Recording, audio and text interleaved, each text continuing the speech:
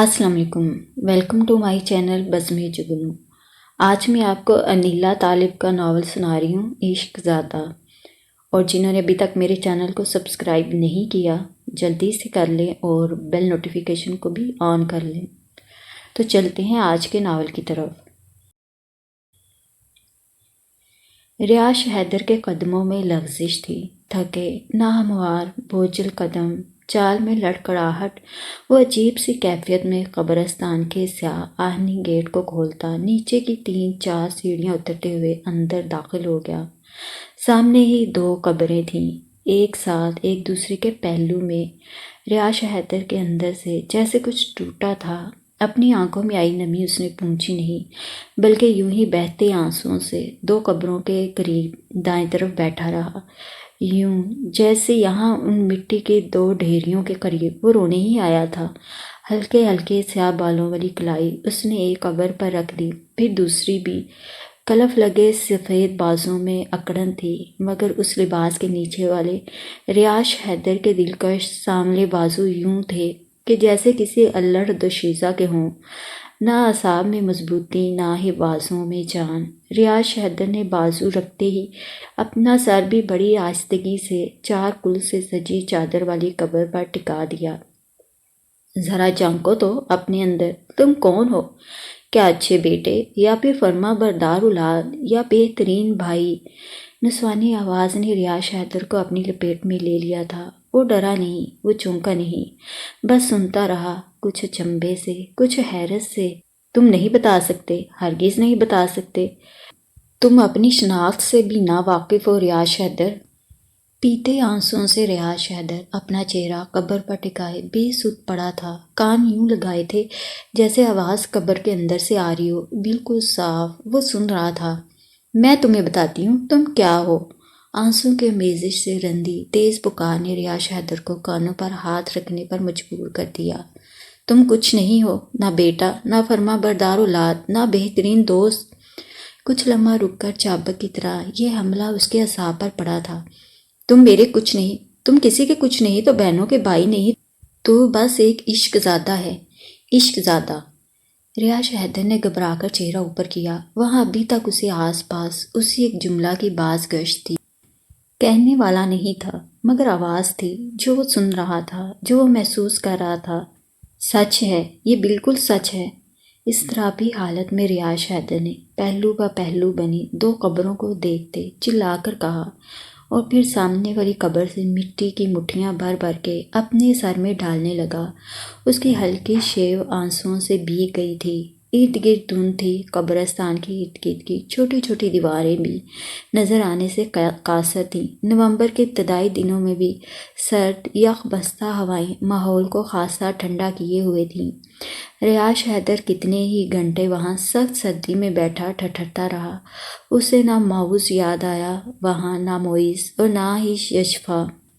اندھیرا بڑھتا جا رہا تھا، دھند نے ہر چیز دھندلی کر دی تھی۔ کافی دیر بعد ریاض حیدر وہاں سے اٹھ کھڑا ہوا، گرم براؤن چادر کندھوں پر ڈالی وہ 2 قدم آگے چلا۔ مڑ کے پلٹے بنا دیکھا تو دھندلی دھندلی 2 قبریں نظر آ رہی تھیں۔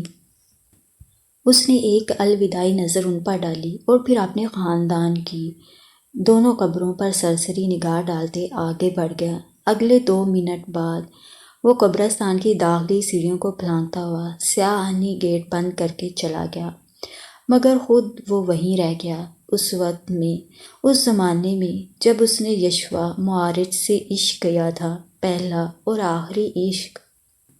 سرخ اینٹوں والا فرش بارش کے پانی سے نکھر گیا تھا، ہر طرف جل تھل تھی، صحن میں لگے امرودوں اور اناروں کے درخت سرسبز ہو گئے تھے۔ ریاض حیدر بلیک کلر کے سادہ شلوار قمیض میں ملبوس ایک ملٹی نیشنل کمپنی کے آفس سے واپس آ رہا تھا، جہاں وہ اسسٹنٹ مینیجر تھا۔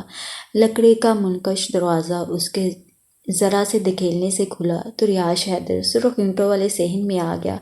سامنے کا منظر اتنا دل فریب تھا کہ اس کی سانس آنا تک جیسے بھول گئی تھی۔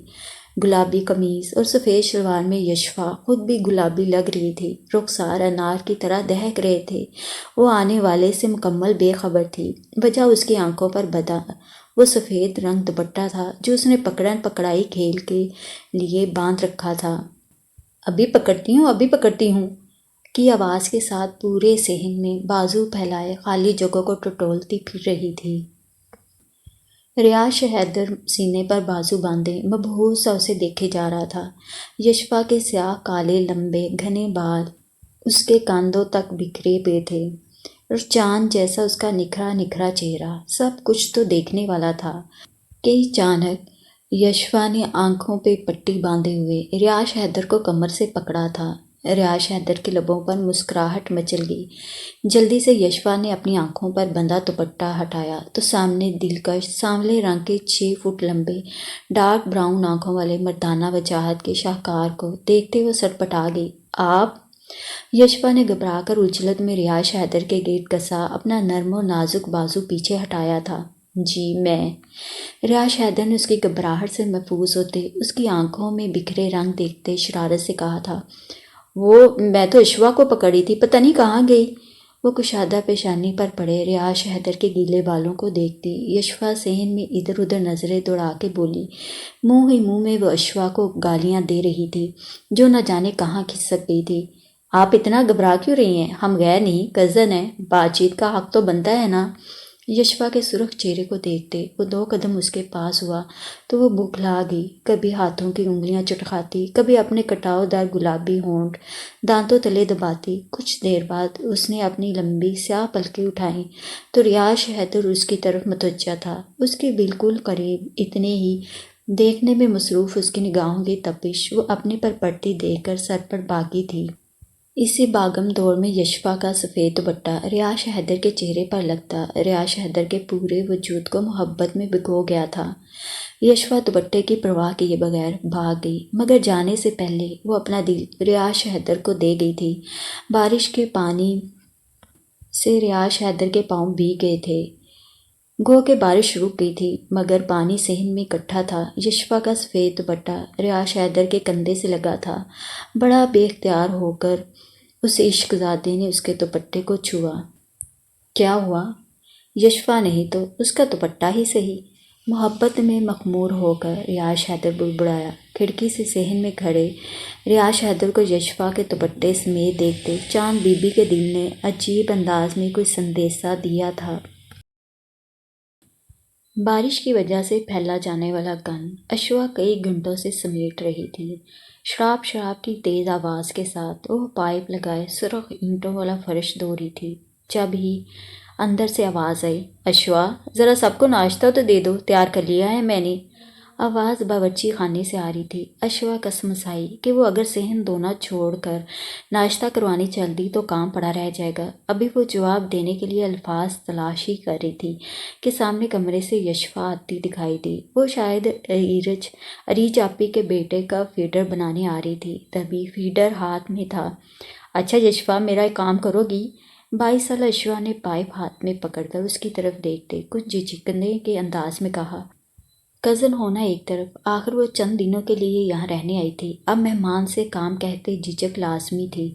لو ایک کام کیا، تم 1000 کام کراؤ گی تو میں وہ بھی کر دوں گی۔ اس کی بات پر کچن میں جاتے جاتے یشفا ٹھہر کے بولی تو اشوا مسکرائی، اسے اطمینان ہو گیا، تبھی اس نے تفصیلاً بتایا۔ اچھا یار میں یہ صحن دھو لوں، تم بس ناشتہ دے دو سب کو۔ اذان بھائی تو فیکٹری چلے گئے ہیں، روشان دوستوں کے ساتھ باہر ہے، ریاش بھائی اور ریج آپی کو دے دو ناشتہ۔ دھوپ کے رخ رکھے گملوں کو پانی دیتے اشوا نے اسے تلقین کی تو وہ فرما برداری سے سر ہلاتی کچن میں آ گئی۔ فیڈر ایک طرف رکھا، چاند بی بی پیڑھی پر بیٹھی آخری روٹی سینک رہی تھی۔ پاس ہی ایک چھابے میں دیسی گھی سے تر بتر بلوں والے پراٹھے اور فرائنگ پین میں آملیٹ پڑا تھا۔ اسے اندر آتے دیکھتے ہی چاند بی بی کے اپنے لیے سوکھی روٹی سینکتے ہاتھ ٹھٹکے، نگاہوں میں کل کا منظر واضح ہوا۔ یشوا کا دوپٹہ، ریاض کے عشق کے انداز، دونوں کی آنکھوں میں چمک۔ یشوا بڑے اعتماد سے ایک پلیٹ میں آملیٹ ڈال رہی تھی۔ روٹی جلنے کے خیال سے چاند بی بی نے اجلت میں روٹی کی سائڈ پلٹی اور اپنی سوچیں سنبھالیں۔ جب تک وہ اپنے لیے روٹی بنا کر آس پاس پڑی چیزیں سنبھال کر فارغ ہوئی، یشوا ریج آپی کو ناشتہ دینے کے بعد اب ریاض کے لیے پراٹھا اور آملیٹ لے کے جا رہی تھی۔ چاند بی بی کے دل میں وسوسوں نے جگہ جمائی، مگر وہ کچھ بھی نہیں بولی، اپنے لیے چائے بنائے بغیر کمرے میں آ گئی۔ یہ لے ناشتہ۔ ریاض حیدر نے صحن میں پڑے تخت پر بیٹھے اپنی ڈارک براؤن آنکھیں یشفا کی جانب کیے بے ساختہ اس کی نظر اتاری۔ دل ہی دل میں سرخ اور بلیک کلر کے کمبینیشن والے سوٹ میں سر پہ شفون کا دوپٹہ اوڑھے وہ جنت کی کوئی حور لگ رہی تھی۔ اس کا سرخ و سفید رنگ نمایاں ہو رہا تھا۔ بہت شکریہ یشفا۔ اسے اپنے سامنے پراٹھا اور آملیٹ رکھتا دیکھ کر ریاض نے دلی شکریہ ادا کیا، جبکہ ریاض کے منہ سے اپنا نام سننا یشفا کو مسحور کر گیا تھا۔ کتنی ہی دیر وہ ستواں ناک، ہلکی ہلکی بڑی شیو اور حسین نقوش والے ریاض حیدر کو دیکھتی رہی۔ چائے مل سکتی ہے؟ یشفا کو اپنے چہرے پر مسلسل نظریں گاڑتا دیکھ کر وہ پراٹھے کا لقمہ توڑتے پزل ہو کر بولا تو یشفا فوراً ہی اپنی غلطی کا اعتراف کرتی کچن میں چلی آئی۔ کیتلی میں چائے کے لیے پانی رکھا، دودھ گرم ہی تھا، فلٹر دھو کر دودھ ڈالا، چینی مکس کی، ساتھ ساتھ وہ کیتلی میں پتی، چینی اور دودھ وغیرہ ڈال کے اب ایک ٹرے میں 2 کپ اور چائے دانی رکھ رہی تھی۔ ہلکی آنچ کر کے وہ فلٹر اریج آپی کے بیٹے کے منہ میں ڈال آئی اور دوبارہ پھر کیتلی کی طرف ہوئی۔ چائے کو 2-3 ابال آئے تو وہ ٹرے چائے میں ڈال کے 2 کپ رکھے، چولہا بند کر کے باہر سین میں آ گئی۔ تب تک ریاض ناشتہ کر چکا تھا۔ 1 کپ اسے تھماتے وہ تخت پر قریب ہی ٹک گئی۔ آپ کیا کر رہی ہیں آج کل؟ چائے کا ایک گھونٹ بھر کے ریاض حیدر نے گڑیا کسی شکل والی یشفا کو مخاطب کیا تھا۔ میں بس FA کر رہی ہوں، پارٹ 1 میں ہوں۔ کپ پر انگلیاں پھیرتے ہوئے ایک نظر سین کے آخری سرے پر رگڑ رگڑ کے جھاڑو دیتی، فرش دھوتی اشوا پر ڈال کر وہ پھر اس کی جانب دیکھنے لگی، جو تازہ شیو میں بڑا خوبصورت لگ رہا تھا۔ یہاں کوئی اپنا ہوتا تو پھر ادھر سے پیپرز دے لیا کرتی، سب کے کزنز آتے ہیں انہیں لینے، لیکن ایک میں ہوں۔ یشوا ٹھنڈی آہ بھرتے ہوئے بولی، کوئی پوچھتا نہیں، حالانکہ میرے 2 ماموں رہتے ہیں یہاں۔ ریاض حیدر کو کوئی اپنا ہوتا جیسے الفاظ نے بہت تکلیف دی تھی۔ وہ کچھ دیر لمبی پلکیں جھکائے بیٹھی خاموش یشفا کو دیکھتا رہا۔ کتنی پیاری تھی وہ، کسی پری کی طرح، گلابی۔ کیا واقعی ادھر تمہارا اپنا کوئی نہیں؟ کرب کے عالم میں ریاض حیدر کے منہ سے نکلا تھا۔ یشفا نے چائے پیتے پیتے رک کر اسے دیکھا، مگر وہ خاموش رہی، یوں ہی جیسے سمجھ نہ رہی تھی کہ کیا بولے۔ پہلی بار اس نے اسے تمہارا کے الفاظ سے پکارا تھا۔ میں ہوں تمہارا؟ کپ ٹرے میں واپس رکھتے ریاض حیدر نے یشفا کے نرم و نازک ہاتھ پر اپنا ہاتھ رکھ کر وارفتگی سے کہا تھا۔ یشفا کو یوں لگا جیسے وہ ہواؤں میں اڑنے لگی ہو، 7 آسمان اس کے پروں تلے آ گئے ہوں۔ اور میں بھی تو آپ کی ہوں۔ دل کی بات اس کے گلابی ہونٹوں پر آ گئی تھی۔ محبت کی بارش میں ریاض اور یشفا بھیگنے لگے، دونوں کا رواں رواں تک سرشار ہو گیا تھا۔ 2-3 دن پہلے والے واقعے میں ریاض حیدر کو لگا تھا کہ یشفا بے حد شرمیلی ہے، لیکن اب اس نے سوچا تھا کہ وہ شاید اس دن اس طرح کی سچویشن سے گھبرا کر شرمیلی لگ رہی تھی۔ آج جس طرح وہ بلا جھجک اس سے باتیں کر رہی تھی، کم از کم اسے وہ شرمیلی نہیں کہہ سکتا تھا، یا پھر وہ بھی محبت کرنے لگی تھی اس سے، ایسی محبت جس نے اس کی جھجک شرماہٹ دور بھگا دی تھی۔ ریاض حیدر نے نہ صرف اسے پیپرز دینے کے لیے اپنے گھر رک جانے کے لیے کہا تھا، بلکہ وہ ہر روز خود ٹائم نکال کے اپنی بائک پر امتحانی سینٹر لے کے جاتا اور واپس لاتا۔ اریج آپی کے شوہر میکینیکل انجینئر تھے، ان کے گھر کا مسئلہ تھا، دوسرا ایان ابھی اسکول جاتا تھا، اس لیے اریج آپی خود واپس کراچی چلی گئی، جہاں وہ خود بھی محض شوق سے ایک ملٹی نیشنل کمپنی جو سیلز اینڈ مارکیٹنگ کی تھی وہاں بطور کمپیوٹر آپریٹر جاب کرتی تھیں۔ اریج آپی اور ان کے گھر والے بھی چاہتے تھے کہ یشفا اور ریاض کی آپس میں انڈرسٹینڈنگ ہو جائے اور پھر نوبت شادی تک آ جائے، مگر ان باتوں کا رتی برابر بھی علم معاذ صاحب کو نہیں تھا۔ ادھر یشفا کے عشق میں ریاض حیدر کو پاگل ہوتا دیکھ کر چاند بی بی دن رات اندیشوں کی سولی پر لٹکی تھی۔ اپنی تیز ترار نند کی بیٹی سے ریاض کے عشق کا پروان چڑھنا انہیں کب گوارا تھا۔ نور کوٹ کے مستقل رہائشی معاذ صاحب انتہائی خوشحال گھرانے سے تعلق رکھتے تھے۔ پڑھائی کے لحاظ سے طیبہ کالج لاہور کے فارغ التحصیل اور ہومیوپیتھی کے پروفیسر بھی، کچھ کورسز انہوں نے ہومیوپیتھک میڈیکل کالج سے بھی کر رکھے تھے۔ گھر میں ہی ایک طرف اپنی دکان تھی، معاذ شفا خانہ کے نام سے، جہاں ہر وقت مریضوں کا تانتا بندھا رہتا۔ اپنے بچوں کو بھی انہوں نے اعلیٰ تعلیم دلوائی، گھر میں کوئی روک ٹوک نہ تھی، بیوی ہاؤس وائف، جبکہ بڑی بیٹی اپنی کند ذہنی کی وجہ سے گریجویشن سے آگے نہ بڑھ سکی۔ عریج کی شادی انہوں نے اپنے ایک دوست کے بیٹے سے کر دی جو کہ میکینیکل انجینئر تھا۔ اس کے بعد ایک بیٹا مستقیم تھا جو پاکستان کے اعلیٰ تعلیمی اداروں سے اے لیولز کے بعد ہائر اسٹڈی کے لیے امریکہ چلا گیا۔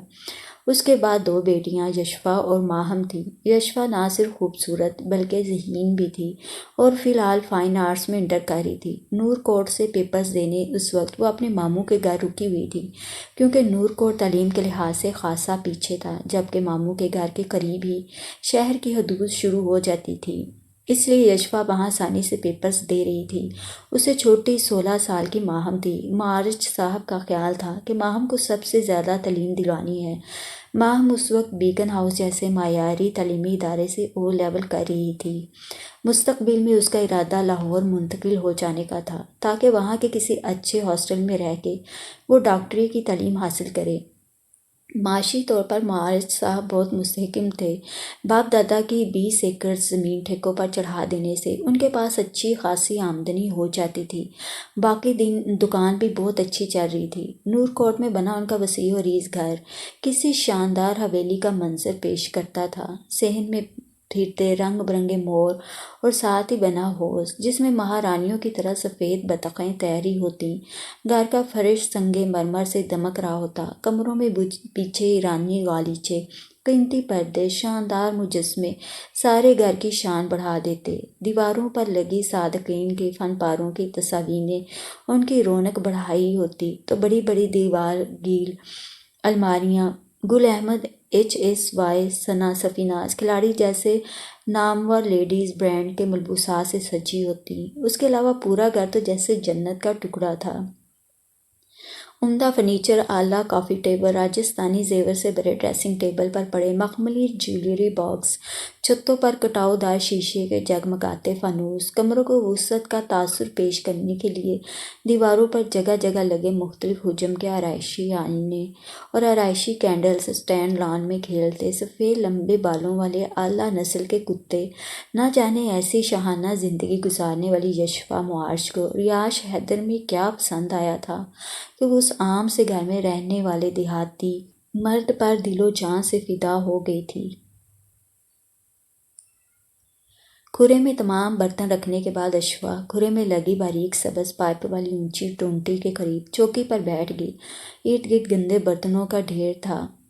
وہ برتنوں پر پانی ڈالتی، ان پر چکناہٹ صاف کر کے اب ان پر صابن پھیرنے لگی۔ اتنے میں بڑے کمرے سے چاند بی بی باہر آ گئیں۔ ریاش کے لیے گاجر کا حلوہ کدھر رکھا ہے اشفا؟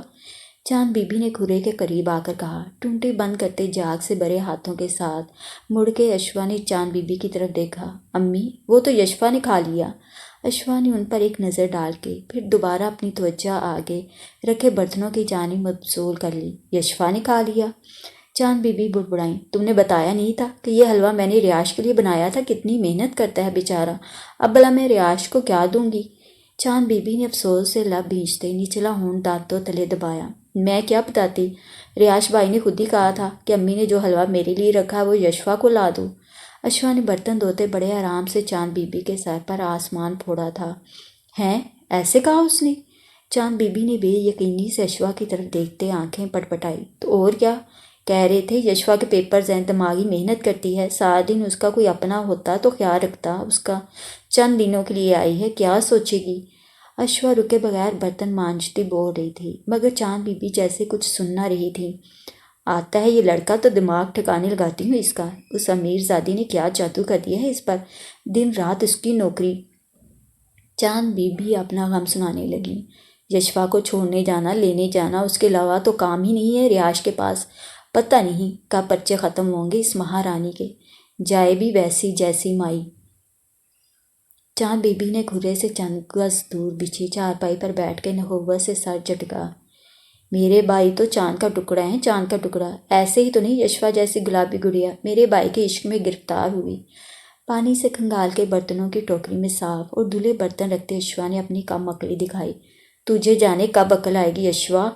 چاند بی بی چارپائی پر ڈھیسی گئی۔ یہ جو امیر زادیاں ہوتی ہیں نا، یہ عشق میں گرفتار نہیں ہوتی، یہ گرفتار کرتی ہیں۔ ادھر لڑکے کو پٹی پڑھائی، ادھر سے لے گئے 9 2 11 ہوئی۔ تکیے پر سر رکھے بدموئی سی ہو گئی۔ فکر میں ان کا جسم پانی میں ڈالے نمک کی طرح گل رہا تھا۔ ایسے ہی لے کے جائے گی؟ اشوا نے بڑے یقین سے کہا۔ ہم لے کے جانے دیتے ہیں بھلا اسے؟ اللہ نہ کرے ایسا ہو، مجھے بہت ڈر لگتا ہے۔ یشوا 5 سال چھوٹی ہے ریاض سے، اور ہر وقت یوں خسر خسر کرتی رہتی ہے جیسے وہ اس سے 5 برس چھوٹا ہو۔ نہ شرم نہ حیا، ایسی بھی کیا بے حیائی۔ چاند بی بی نے لیٹے لیٹے استغفار کرتے دونوں ہاتھوں سے اپنے کان چھو کر توبہ استغفار کی۔ اچھا امی چھوڑے یہ باتیں، 2 3 بار تو چلی جانا ہے یشوا نے، بس پھر آپ کی فکریں ختم ہو جائیں گی۔ برتنوں کی ٹوکری مخصوص جگہ پر رکھتے اشوا نے چاند بی بی کی باتوں سے اکتا کر کہا تھا، میں کیسے چھوڑ دوں؟ چاند بی بی کمر پکڑتی سیدھی ہوئی۔ روشان سارا دن آوارہ گردی کرتا رہتا ہے، مجال ہے ایک لفظ بھی بول کر یاش نے اسے سمجھایا ہو؟ بڑا بھائی ہے آخر، اب باپ تو ہے نہیں، میں اکیلی کیا کیا کروں؟ بات کرتے چاند بی بی کی آواز بھر آ گئی تو اشوا دھیمی پڑ گئی۔ امی آپ فکر نہ کریں، سب بہتر ہو جائے گا۔ چاند بی بی بل بل کر روتی، اس سے پہلے اشوا مختصر بات کہہ کر اندر کھس سکی۔ چاند بی بی نے باتوں کی آواز سن کر دوپٹے کے پلو میں منہ چھپاتے ہوئے آنسو پونچھ کر چونک کے دیکھا۔ سامنے ریاض حیدر تھا، وہ اب گیٹ کھول کے اپنی ہیوی بائک اندر لا رہا تھا۔ ساتھ یشفا مارج بلیک کلر کے نیٹ والے شلوار قمیص میں ملبوس کانچ کی گڑیا بنی آرام سے قدم اٹھاتی اپنے لیئر کٹ بالوں کی آگے آتی لٹوں کو بڑی ادا سے کانوں کے پیچھے اڑستی ریاض حیدر کے ساتھ ساتھ چلتی باتیں کرنے میں مصروف تھی۔ رکو تو! یشفا جو کہ اندر جانے لگی تھی، اس کی پکار پر ٹھٹکے وہیں رک گئی۔ ریاض حیدر نے اپنا لمبا بازو کر کے اس کا سفید دودھیا روئی کا نرمی والا ہاتھ تھام لیا تھا۔ بڑی پیاری لگ رہی ہو، چاند سے زیادہ حسین اور گلاب سے زیادہ نکھری۔ بلیک نیٹ کے بازوؤں میں نظر آتی یشفا کی دمکتی رنگت اور پرکشش نقوش والے بے داغ چہرے کو اپنی نظر میں سموتے ریاض حیدر نے بہت کرب کے عالم میں کہا تھا، اچھا؟ یک لفظی جواب دے کر یشفا نے ریاض حیدر کے مضبوط ہاتھ کے نیچے سے اپنا نرم اور نازک ہاتھ نکالتے زندگی سے بھرپور ایک جاندار قہقہ اس کے سمت اچھالا اور پھر اندر چلی گئی، جبکہ ریاض حیدر وہاں کھڑا رہ گیا۔ چاند بی بی معنی خیز نظروں سے اسے دیکھ رہی تھیں اور وہ صرف یشفا کو دیکھ رہا تھا۔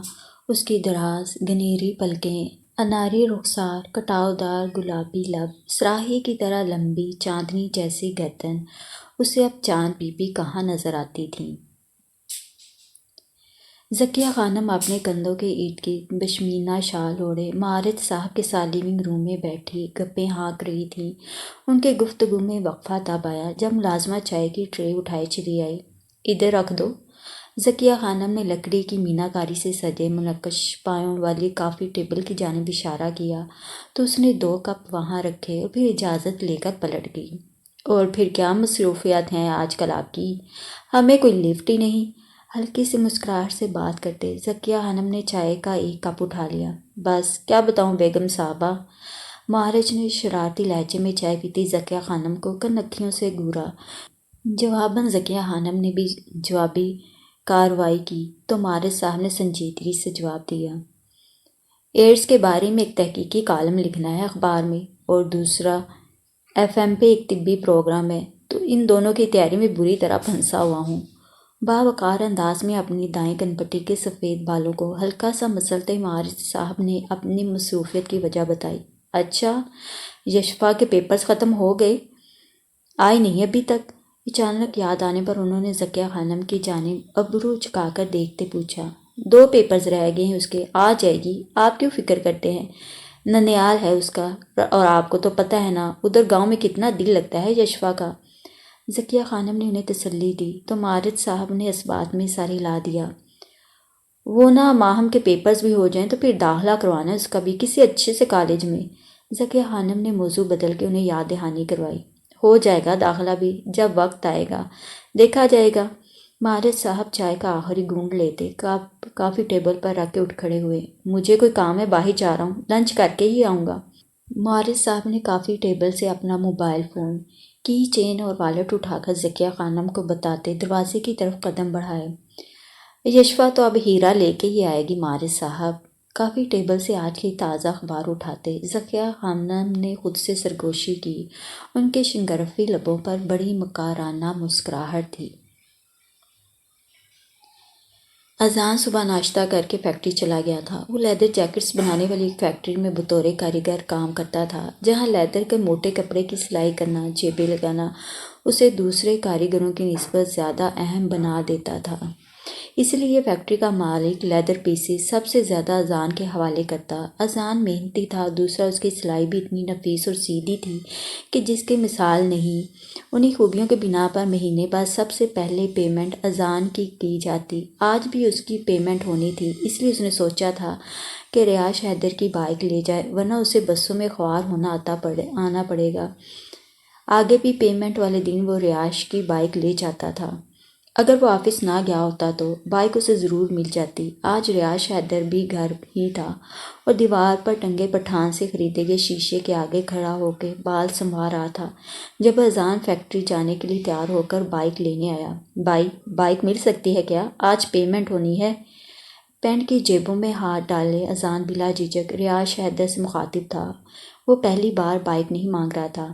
نہیں، بائیک فارغ نہیں، مختصر جواب دے کر ریاض حیدر نے پرفیوم کا سپرے کیا۔ اچھا، تو آپ آفس جا رہے ہیں آج؟ کچھ حیرت سے اذان نے کہا تھا۔ نہیں، آفس تو نہیں، بس یشوا کو چھوڑنے جانا ہے امتحانی سینٹر، اس لیے بائیک نہیں مل سکتی۔ شیشے میں اپنا جائزہ لیتے ریاض حیدر نے بتایا تو اذان گمسم ہوا۔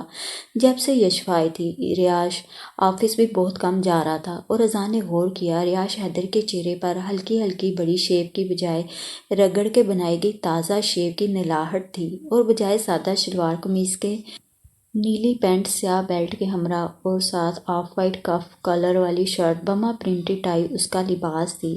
اذان کو اتنی حیرت بائیک کے انکار پر نہیں ہوئی جتنی اسے ریاض حیدر کا بدلہ لباس دیکھ کے ہوئی۔ آفس میں اسسٹنٹ مینیجر ہونے کے باوجود آفس کے سوا ہر جگہ کے لیے اس کا بہترین اور پسندیدہ لباس شلوار قمیض تھا، اور دوسرا ہمیشہ کی شیو ہلکی ہلکی بڑی ہوتی۔ اب اس نئی تبدیلی پر وہ حقیقی معنوں میں چاند بی بی کی یشوا کے بارے میں کی گئی پیشین گوئیوں پر سوچنے پر مجبور ہوا تھا۔ آپ تیار ہو گئے؟ یشوا کی خوبصورت آواز اذان اپنے خیالوں سے باہر آیا تھا۔ اس نے یشوا کی طرف دیکھا جو سنہری بیلٹ والی فراک اور چوڑی دار پاجامے ملبوس، کاندھے پر شیشوں جڑا خوبصورت بیگ لٹکائے ریاض حیدر کے کندھے سے جھول کر پوچھ رہی تھی۔ اذان کی آنکھوں میں ناگواری کے تاثرات آئے، اور پھر وہ بائیک لیے بغیر فیکٹری چلا گیا۔ واپسی میں اس نے چاند بی بی کو وہ ساری باتیں بتائیں جو اذان کے دل میں کھٹک رہی تھیں۔ کل یشوا کا آخری پیپر تھا، مگر چاند بی بی کو نہیں لگ رہا تھا کہ وہ یہاں سے جائے گی۔ یشوا نے اپنا لاسٹ پیپر دے دیا تھا۔ چاند بی بی کا سوچنا صحیح نکلا۔ وہ پیپر دینے کے بعد جانے کا ذکر تک نہیں کر رہی تھی۔ چاند بی بی کو تو ٹھنڈے پسینے آ رہے تھے۔ ریاض آفس سے چھٹیوں پر چھٹیاں کھا رہا تھا، اس کا ذرا دھیان روشان کی طرف نہیں تھا۔ وہ باہر پھر رہا ہے، مغرب کے بعد ٹھنڈی پڑتی سردی میں دوستوں کے ساتھ ٹیوب ویل کی چار دیواری پر ٹانگیں لٹکائے موبائل پر کوئی فحش فلم دیکھ رہا ہے۔ اسے بالکل پرواہ نہیں تھی۔ جو انسان بائی کے منہ میں ہونٹوں تلے سگریٹ دبا دے کے خاموشی سے گزر جائے، اسے اپنی بائی کی فکر کیسے ہو سکتی ہے؟ حیدر صاحب کے جانے کے غم کے ساتھ چاند بی بی کو روشان کی بگڑتی ہوئی عادتوں کا غم کھائے جا رہا تھا، اور اب اوپر سے یشوا معارج کی صورت نئی بلا آئی تھی ان کی زندگی میں۔ پیپر دینے کے دوسرے دن یشوا معارج اور ریاض حیدر دونوں صبح ہی صبح اٹھ گئے تھے۔ حویلیوں میں لوگ گائیں بھینسوں کا دودھ دینے میں مصروف تھے۔ صاف میدان میں کیکر کے گھنے درخت تلے بندھی سیاہ رنگ بھینس کھرل میں منہ مار رہی تھی۔ جب حویلی سے دودھ کا برتن بھر کے اٹھائے گوالے کو دینے کے لیے زمینداروں کا بیٹا باہر آیا، عین اسی وقت حویلی کی دیوار سے جڑی سرخ اینٹوں والے مکان کی دیوار کے اندر یشوا منہ ہاتھ دھونے کے بہانے کھرے کی جانب آئی تھی۔ بیٹھک میں کروٹیں بدلتا ریاض حیدر بیٹھک کے کھلے دروازے سے اس کی خمار آلود نگاہیں دیکھتا، موندی آنکھوں کو مسلتا جلدی سے باہر آیا تھا۔ یشوا! ریاض حیدر چپل پاؤں میں رستا کھرے کی جانب لپکا، جبکہ یشوا تیزی سے غسل خانے کے ساتھ بنے واش روم میں گھس گئی۔ تب تک ریاض حیدر دانتوں پر برش کر کے منہ ہاتھ دھو چکا تھا۔ یشوا نے باہر نکل کے منہ دھویا اور پھر کپڑے ڈالنے والی تار پہ لٹکتا تولیہ اتار کر چہرہ تھپتھپانے لگی۔ ریاض حیدر کو وہ پریشان اور ناراض لگی تھی، اور وہ ناراض یا پریشان کس پر تھی ریاض حیدر کو اندازہ نہیں تھا۔ کیا ہوا یشفا؟ ریاض حیدر نے اپنے ہاتھ سے اس کی ٹھوڑی پر انگلی رکھتے اس کا چہرہ اوپر کیا۔ کچھ نہیں۔ یشفا نے آنسو بھری آنکھیں نیچے جھکا لیں۔ جانے سے اداس ہو رہی ہو نا؟ یشفا کے رخساروں پر بہتے آنسو اپنے پوروں میں اس نے جذب کیے۔ یشفا کے آنسو پھر تیز ہوئے۔ یہ کون سا میرا گھر ہے؟ مجھے تو جانا تھا ہی، مگر ریاض حیدر ابھی تک اس کے آنسو صاف کر رہا تھا۔ مومانی کہہ رہی تھی یشفا نے اپنے سحر کا جادو کر دیا ہے ریاض پہ، اور یہ ادھر سے جانے والی نہیں۔ وہ پھوٹ پھوٹ کے رو پڑی۔ میں پوچھتا ہوں ابھی امی سے۔ ریاض حیدر کے سراپے میں آگ سلگ رہی تھی۔ یشفا کو سا لگاتے چپ کرواتے اندر سے اس کا خون کھول رہا تھا۔ بتاؤ یشفا، تم میرا ساتھ دو گی نا؟ ریاض حیدر نے اس موقع پر یہ عجیب بات کرتے اپنا ہاتھ اس کی طرف بڑھایا تھا۔ ہر موڑ پر جو آج طلب نظروں سے یشفا کی گردن کے ارد گرد آئے، سیاہ بکھرے بالوں کو دیکھتے ریاض حیدر سنہری آنکھوں والی حسینہ کو یک ٹک دیکھ رہا تھا۔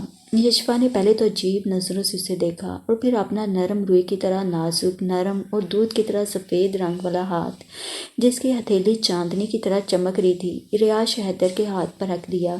میں تمہاری ریاض حیدر، میں کل بھی تمہاری تھی اور آج بھی تمہاری ہوں۔ ریاض مطمئن ہوا۔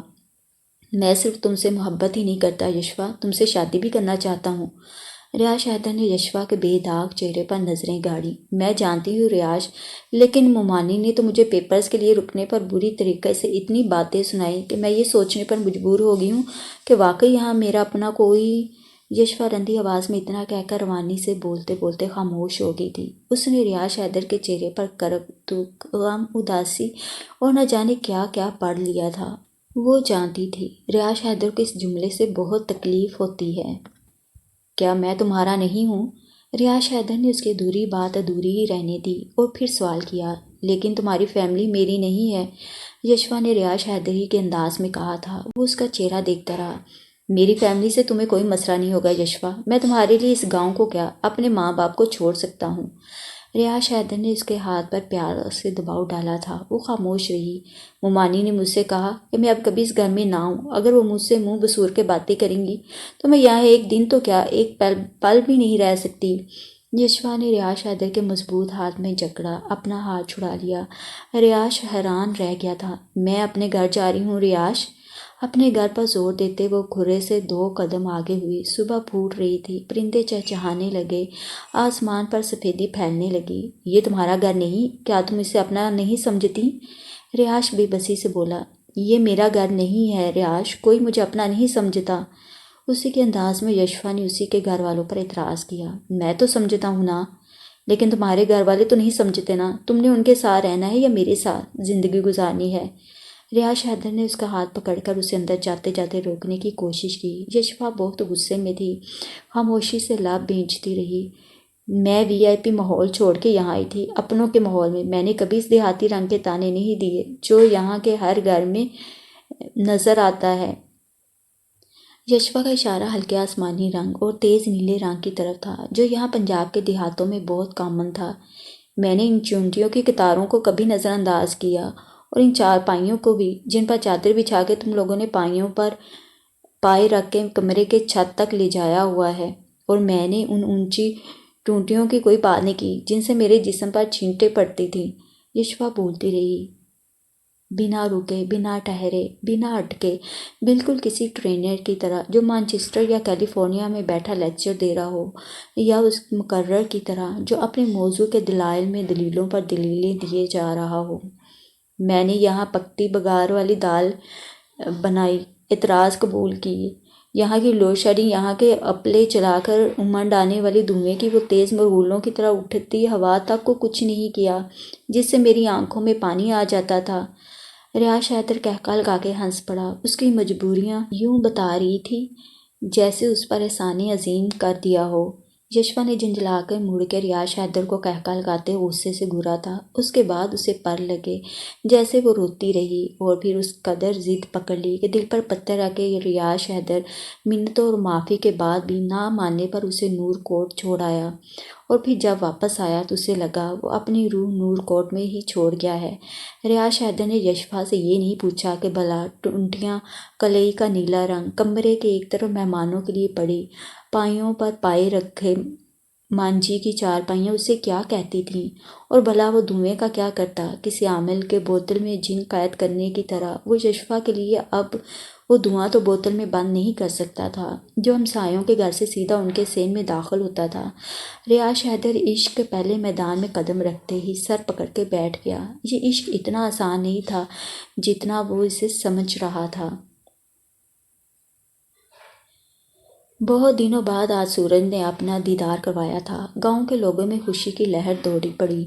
حرارت لینے کے لیے یہ ذریعہ سب سے زیادہ صحیح تھا، ورنہ ہیٹر تو وہ چلا نہیں سکتے تھے۔ ہاں، جو متوسط طبقے کے افراد تھے وہ درختوں کی لکڑیاں ضرور انگیٹھیوں میں جلا لیا کرتے، اور پھر گھر کے سارے افراد انگیٹھی کے ارد گرد بیٹھے ریوڑیاں، مونگ پھلی اور موٹی دال سوئیاں کھانے کے ساتھ ساتھ باتیں کرتے ہوئے سردیوں کی سیاہ اور ٹھٹھرتی راتیں گزارا کرتے تھے۔ کڑکتی دھوپ نے دیہاتیوں میں سما باندھ دیا کہ کام چل پڑے۔ ہفتے بعد نہانے والے جلدی جلدی نہا کر دھوپ میں بیٹھے تھے۔ لڑکیاں بالیاں اپنے پراندوں کے آخری سرے اٹھلاتے مٹکاتے ٹولیوں کی شکل میں پگ ڈنڈیوں سے گزرتی رونق لگا رہی تھیں۔ چاند بی بی نے صحن میں منجی سینکنے کے لیے ڈالی ہوئی تھی۔ سوکھنے کے لیے ڈالی گئی منجی سورج کی شعاعوں سے سونے کی چمکتی تاروں کی طرح روشن تھی۔ اشوا نہا کر تولیے کو سر پر لپیٹتے دھوپ سینکنے کے ساتھ تو صحن میں بچھی چارپائی پر بیٹھی سرخ مرچی اور نمک لگا لگا کر میٹھے مالٹے کھانے میں مصروف تھی، جبکہ روشان حسب معمول آوارہ دوستوں کے جرمٹ میں ذرا یرسل کے گھر جا رہی ہوں، سنا ہے کالج سے اس نے 16 جماعتیں پاس کر لی ہے۔ چاند بی بی نے برقع ڈالتے اشوا کو اطلاع دی تھی۔ میری طرف سے بھی مبارکباد دیجیے گا، اشوا نے اپنے چچا زاد کے لیے پیغام دیا۔ چاند بی بی دروازے کی طرف بڑھتے بڑھتے ٹھٹکی، کسے؟ یرسل کو؟ انہوں نے تیوریاں چڑھائی۔ او ہو نہیں امی جان، منزہ چچی کو۔ اشوا کے تصحیح کرنے پر وہ مطمئن ہو کر سر ہلانے چل پڑی۔ ارے تم ادھر پڑے ہوئے ہو؟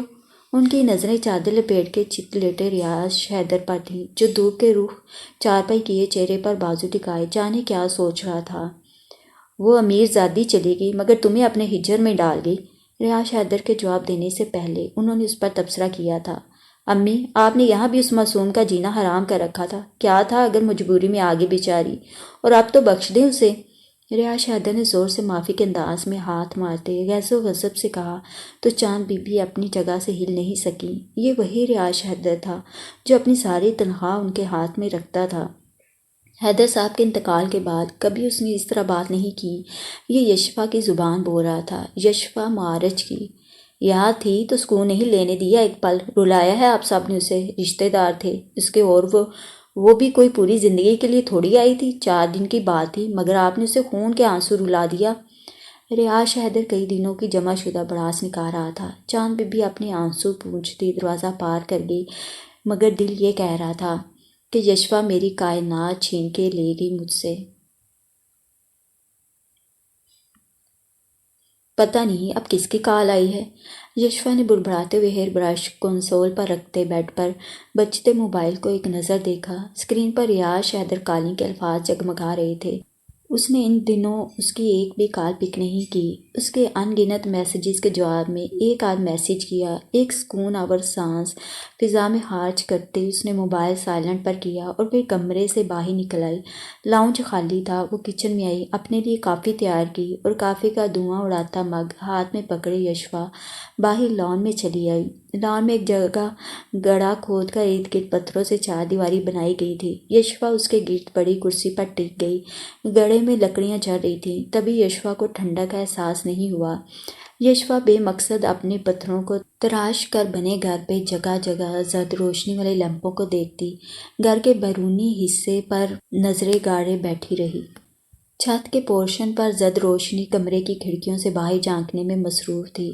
سیڑھیوں کی سیاہ ریلنگ کے قریب زینہ بزینہ چڑھتے سرخ پھولوں والے گملے سنہری روشنیوں میں پوری طرح کسی ستارے کی مانند ٹمٹما رہے تھے۔ زندگی میں پہلی بار یشفا کو یہ منظر بھی اپنی طرف کھینچ نہیں پایا۔ اس نے چند منٹوں بعد کافی کا ایک سپ لیتے چھت کی سیڑھیوں سے دوسری طرف بنے حصے پر اپنی توجہ مبذول کی کہ شاید اس کا دھیان بڑھ سکے۔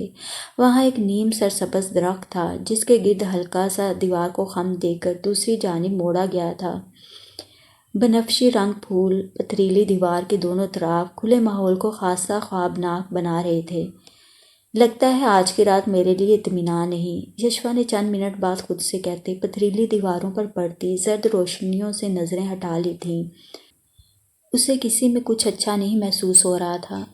کچھ دیر بیزاری سے وہ سبز گھاس کو گھورتی رہی، پھر یشفا نے جلتی ہوئی لکڑیوں کے قدرے قریب پڑے ساگوانی بینچ پر مگ رکھ دیا تھا۔ وہ بغیر دیکھے بتا سکتی تھی کہ اس کے موبائل پر ریاض حیدر کی کتنی کالز اور میسیجز آ چکے ہوں گے، لیکن وہ ذکیہ خانم اور عریج آپی کی ہدایات کے مطابق ہی ایسا کر رہی تھی۔ ان کے بقول ریاض حیدر کی تڑپ سے اندازہ ہوگا کہ وہ تمہیں کتنا چاہتا ہے۔ مسئلہ صرف اس کی چاہت ماپنے کا نہیں تھا، دراصل بات یہ تھی کہ دیکھا جائے ریاض حیدر اس کی کال اور میسیج نہ کرنے کے بعد اپنے گھر والوں سے کیا سلوک کرتا ہے۔ اس بات سے انہیں پتہ چلنا تھا کہ ریاض حیدر یشفا کے لیے اپنے گھر والوں کے آگے کھڑا ہونے کی اہلیت رکھتا ہے کہ نہیں۔ ریاض حیدر کی یشفا سے 2 ہفتوں کے درمیان صلح ہو گئی۔ اگلے ہفتے میں وہ لوگ بلا تکلف آپس میں بولنے لگے، گھنٹوں بے مقصد باتیں کرتے، فیوچر پلاننگ کرتے، ایک دوسرے کی پسند ناپسند پوچھتے، سرداروں اور پٹھانوں کے لطائف سنایا کرتے۔ یشفا اور ریاض حیدر ایک دوسرے سے دور ہو کر بھی قریب تھے اور چاند بی بی ریاض حیدر کے قریب ہو کے بھی دور۔ وہ اگر ریاض کو گنے کا رس پکڑاتی تو وہ گلاس پر ایک نظر ڈالے بغیر واپس لوٹا دیتا۔ اسے اب مرنڈا پسند تھی، جس سے وہ اور یشفا ایک ہی اسٹرا ڈالے گلاس میں مرنڈا بھرے عجیب معنی خیز نظروں سے ایک دوسرے کو دیکھتے اور پھر مرنڈا کے گھونٹ گھونٹ پینا شروع کر دیتے، ایک کے بعد دوسرا، یشفا کے بعد ریاض حیدر کے بعد یشفا۔ اس طرح کی سرگرمیاں مقامی پارک میں ہوتی، جہاں پیپرز دینے کے بعد یشفا ریاض حیدر کی بائیک پر چلی جاتی تھی۔ مکئی کا بھٹا لینے کے بجائے اس کی فرمائش مد نظر رکھتے ریاض حیدر چیز برگر یا پھر زنگر برگر لے لیا کرتا۔ دونوں ساتھ کہکل گاتے جاتے، ساتھ ایک ایک بائٹ لے کے پہلے ایک برگر شیئر کرتے، پھر دوسرا اسی انداز میں لطائف پہ ہنسنے کا سلسلہ جاری رہتا۔ یشفا کا چہرہ اگر برگر کھاتے کھاتے کیچپ سے بھر جاتا تو ریاض حیدر کی جیب سے فوراً ٹشو برآمد ہوتا۔ وہ ساتھ ساتھ ہالی ووڈ اور بالی ووڈ پر یشفا کا تبصرہ سنتا، ساتھ اس کے کٹاؤ دار ہونٹوں کے گرد لگا کیچپ بھی صاف کرتا جاتا۔ نومبر کی یخ بستہ راتوں میں جب خنکی بہت بڑھ جاتی تو اپنی جیکٹ یشفا کو پہنائے ریاض حیدر گاؤں سے 2 میل دور اسے آئس کریم کھلانے لے جاتا۔ اسے بھی دونوں شیئر کرتے۔ راستے میں کہیں جلیبیاں نظر آ جاتی تو میٹھے سے الرجک ریاض حیدر یشفا کی پسند پہ جلیبیاں اس سے بھی زیادہ کھایا کرتا۔ یشفا چلی گئی تھی مگر اپنی یادیں ریاض حیدر کے پاس چھوڑ گئی تھی۔ یشفا کی یاد کو چاند بی بی ہزاروں ہیلوں کے بغیر بھی نہیں نکال پائی، تبھی اکتا کر اسے اس کے حال پر چھوڑ دیا تھا۔ انہوں نے امی ابو نظر نہیں آ رہے، آج کل کدھر گم ہیں؟ ہوں گے مصروف اپنے دواخانے میں، اور ہاں بتایا تھا انہوں نے کیونکہ کالم لکھنے ہیں پھر آج کل۔ حوض سے کچھ دور درختوں کے نیچے پڑی 2 کرسیوں میں سے ایک پر بیٹھی ذکیہ خانم نے عام سے لہجے میں کہا۔ گھر کا یہ حصہ پچھلے حصے کی جانب تھا۔ ارد گرد 3 فٹ پتھروں کی دیوار کے علاوہ اور حوض اور درختوں کے سوا یہاں کوئی قابل ذکر چیز نہیں تھی۔ تنہائی پانے کے لیے اس سے مناسب گوشہ کوئی اور نہیں تھا۔ اچھا استھما اور ہسٹریا پہ بتا رہے تھے کچھ لکھنا ہے۔ ہاتھوں کی انگلیوں سے حوض کا پانی نیچے گراتے ہوئے یشفا کو یاد آیا۔ ذکیہ خانم نے سر ہلا دیا۔ اور مستقیم کا کیا حال ہے؟ مطلب سب ٹھیک ہے، چل رہا ہے نا؟ حوض کی منڈیر سے اٹھ کر وہ ان کے پاس پڑی درختوں کے سائے میں موجود کرسی پر ٹک گئی۔